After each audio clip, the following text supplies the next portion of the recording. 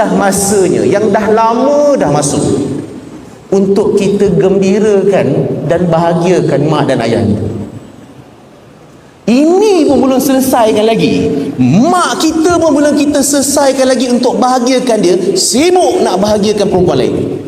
Ayah kita pun kita tak habis lagi appreciate dia, hargai susah payah dia, sayang dia, kasih dia, doa dia.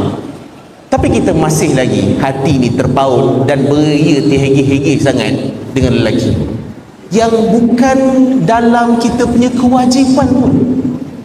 Sebab tu kenapa orang yang berjaya dalam konteks agama adalah orang yang berjaya untuk meletakkan prioriti dalam hidup dia.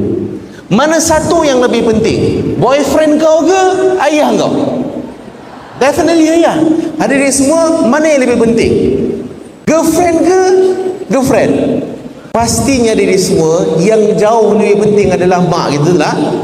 Mak kita, kakak kita, adik perempuan kita. Ini semua adalah orang-orang yang nanti dekat depan Allah Subhanahu Wa Taala. Ni saya cerita kat lelaki dulu tau. Depan Allah Subhanahu Wa Taala, inilah orang-orang yang akan datang depan Allah. Kalau kita ni tak berbuat baik pada mereka, tak tunaikan hak mereka, mereka boleh tuntut depan Allah nanti.